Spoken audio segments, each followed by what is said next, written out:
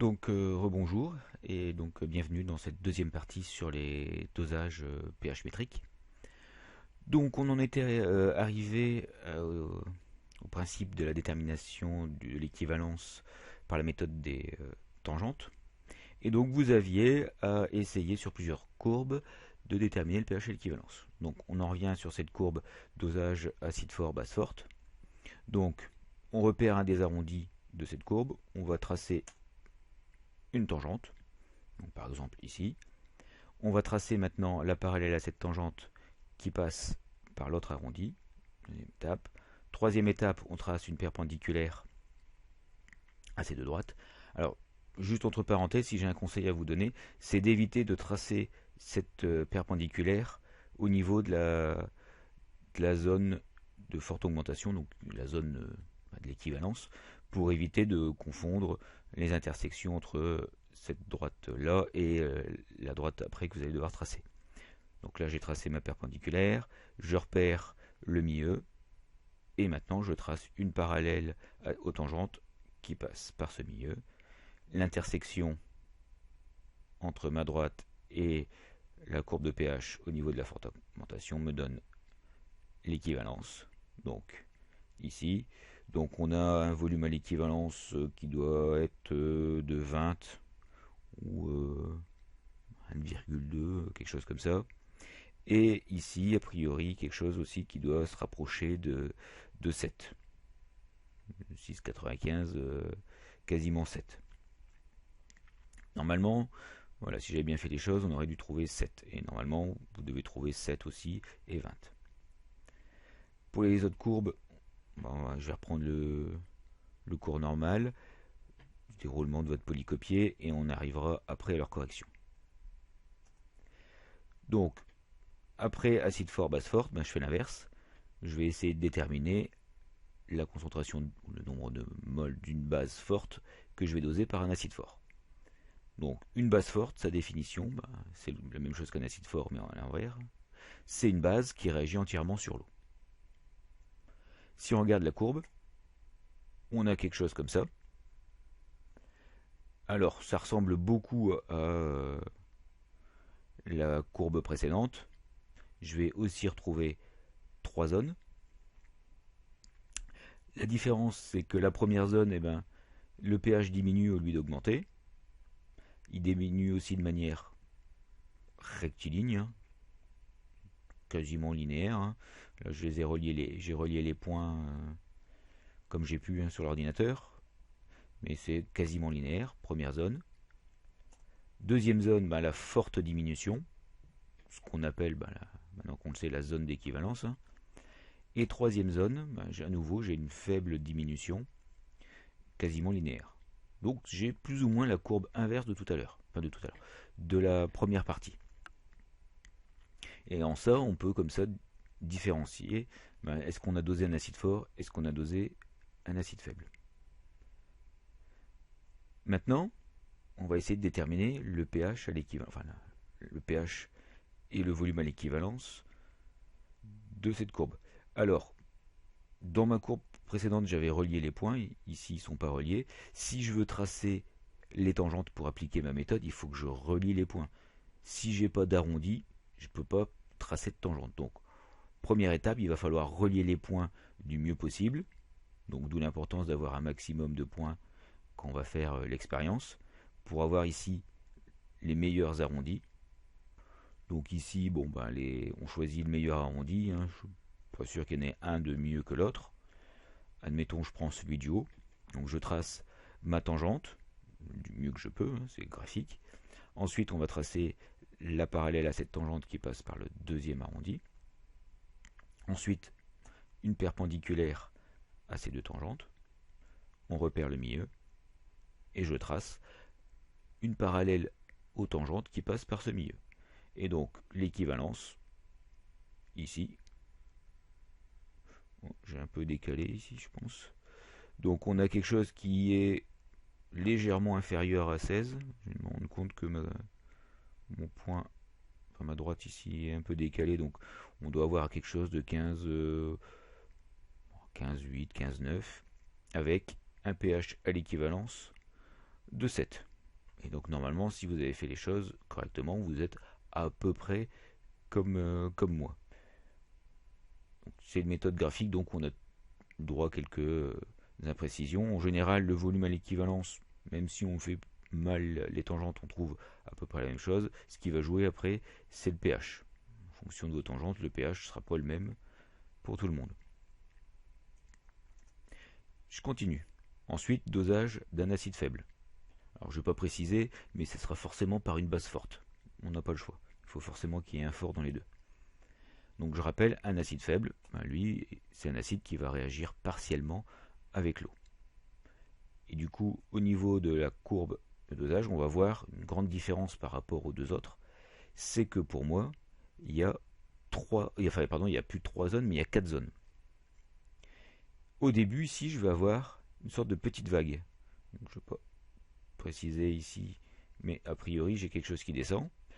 Et à ce niveau-là, juste au-dessus, j'ai à nouveau une faible augmentation de manière linéaire.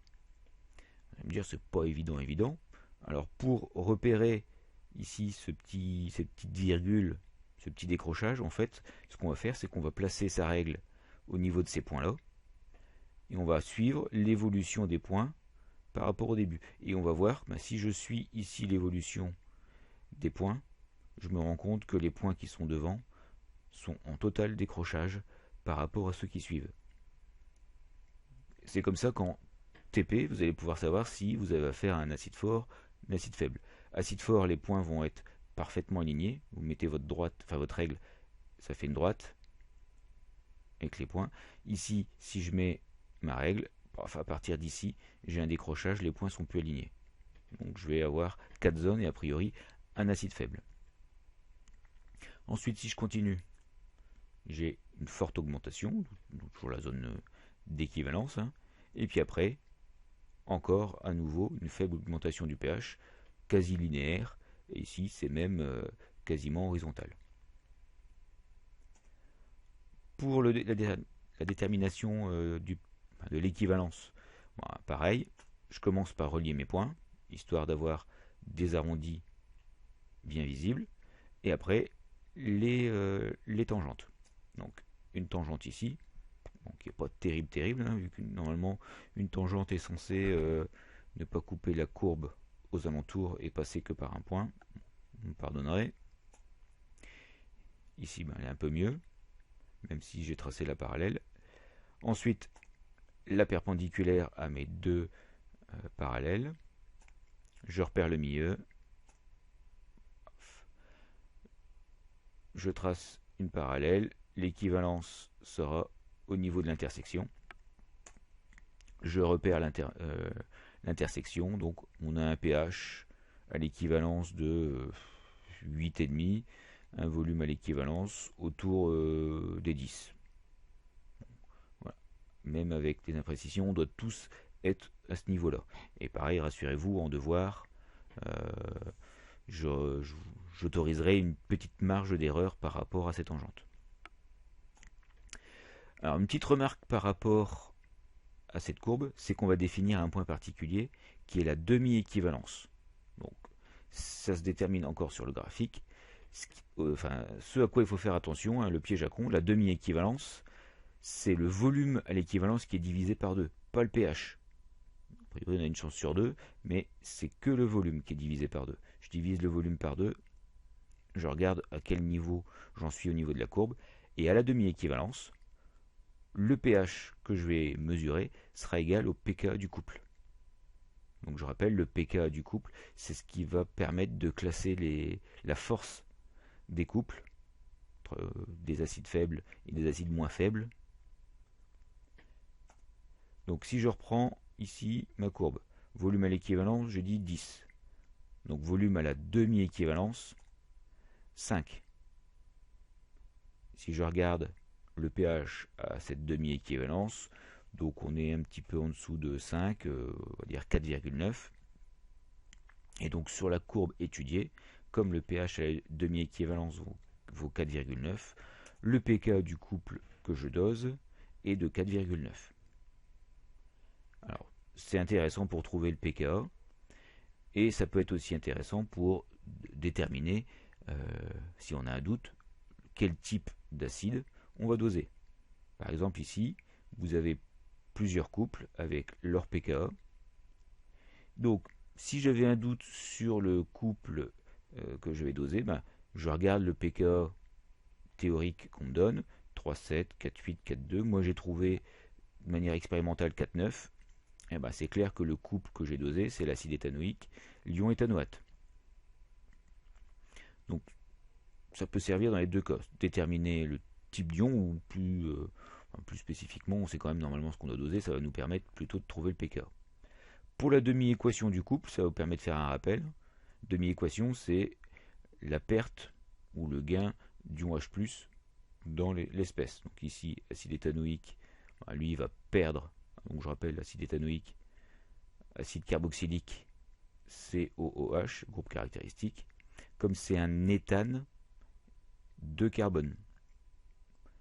Donc c'est un acide, il va perdre un H+, pour donner CH3CO-.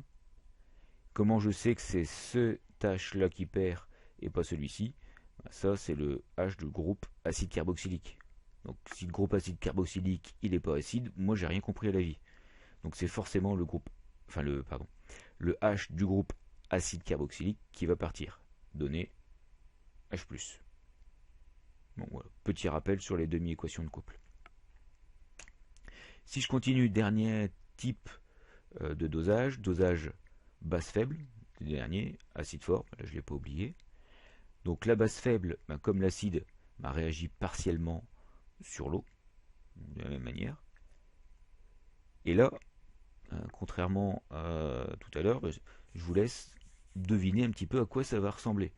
Donc, si on réfléchit 30 secondes, quand j'avais des espèces fortes, j'avais trois types de graphiques, avec j'avais trois zones dans mon graphique. Avec l'espèce faible, l'acide faible, j'en avais 4. Donc ici, il y a de grandes chances que j'ai aussi 4 zones. La première zone, c'était un petit décrochage. Donc ici, je devrais aussi avoir un petit décrochage. La seule différence, c'est que comme c'est une base, ma courbe va démarrer d'un pH basique. Et donc, je vais avoir une petite vague, un petit décrochage. Après, deuxième partie, je devrais avoir une variation linéaire assez faible. Donc là, c'est quelque chose. Et puis là, par rapport à tout à l'heure, je vois bien le décrochage. Je continue ici, j'arrive ici, j'ai le décrochage imparable. Ensuite, à nouveau une forte baisse du pH, quasi verticale. Et après, à nouveau, une variation quasi linéaire. Enfin, là, c'est pas linéaire, c'est linéaire, c'est pas quasi linéaire, de mon pH. Donc voilà pour la quatrième courbe. On voit que chacune des courbes de dosage est caractéristique et va me permettre d'identifier ce qu'on dose. Nous, ce qui va nous être utile, c'est de déterminer si on a affaire à une espèce faible ou forte avec ce petit décrochage. Et après, déterminer le pKa. Si je continue, je vais faire un petit rappel sur les relations à l'équivalence, même si je l'ai déjà dit, mais quand on est dans ce type d'exercice, la première chose qu'il faut faire, c'est commencer par chercher l'équation de dosage. Donc soit on cherche de nous-mêmes parce qu'on n'a pas d'indication, soit c'est écrit dans l'exercice. On regarde dans les données, ça sera écrit. Donc si jamais c'est pas donné, il va falloir connaître sa nomenclature parce qu'on a souvent affaire à des acides carboxyliques comme tout à l'heure et à se débrouiller avec ce qu'on a. Ensuite, on effectue le bilan de matière. Donc si je prends l'exemple d'un monoacide et une monobase, ce qui est quand même souvent le cas, avec des monoacides et des monobases, on a des coefficients 1. Donc c'est un acide plus une base donne les compléments. Et avec ça, j'ai de quoi faire le calcul. Donc je rappelle, ici coefficient 1, coefficient 1. Donc à l'équivalence, nombre de moles d'acide sur son coefficient, ici il vaut 1, c'est égal au nombre de moles de base sur son coefficient 1. Donc là, pour des monoacides, c'est quand même ce qu'il y a de plus simple. Et comme ça, on revoit encore la méthode de l'équivalence. Dernière partie, on aura fini, les solutions tampons. Donc peut-être qu'en agro, vous en avez entendu parler. Une solution tampon, c'est une solution dont le pH varie peu par dilution, ajout modéré d'acide fort, ajout modéré de base forte.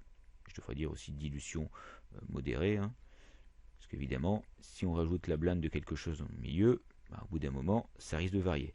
Mais si on est raisonnable, le pH va varier peu. Alors souvent, plutôt que de solution, on parle aussi de milieu tampon. Alors, de quoi est constituée une solution tampon? C'est un mélange équimolaire, donc un mélange 50-50 d'un acide faible et de sa base conjuguée, forcément faible. Et dans les dosages, le mélange obtenu à la demi-équivalence est une solution tampon. Car le pH varie peu, hein, on a quelque chose de linéaire, quasiment horizontal. Et quand on est à la demi-équivalence, on a dosé la moitié de l'espèce et on a formé la moitié de l'autre. Donc on a bien un mélange 50-50 du couple que l'on dose. Et donc on a bien un milieu tampon. Les applications, ou en tout cas les endroits où on va retrouver ces solutions tampons. Donc biologie, le sang est un milieu tampon. On a besoin de conserver le pH du sang à une valeur fixe pour réguler les équations, les réactions biologiques qui s'y passent. Le sol est un milieu tampon. Donc, a priori, un sol a un pH fixe qui va permettre de déterminer le type de culture qu'on va pouvoir y développer. Et si on veut modifier ce milieu, il va falloir ajouter de manière non modérée quelque chose qui va diminuer ou baisser le pH du sol, et ça le renouveler régulièrement. Parce que fatalement, le sol va revenir à son pH d'origine. Et enfin, dernière application, certains médicaments, notamment les aspirines, ou certaines aspirines, sont des produits tampons. Sur les médicaments, on voit produits tamponnés. Donc pour les aspirines, ce sera écrit aspirine tamponnée. Comme ça, on va contrôler l'endroit où le médicament va agir, dans une certaine zone de pH qui est caractéristique d'une certaine partie du corps. Et donc voilà pour le cours sur les dosages pH métriques. Reste plus qu'à passer aux exercices. Et donc ça va falloir vous entraîner par vous-même. Moi, je vous souhaite bon courage pour la suite. À la prochaine.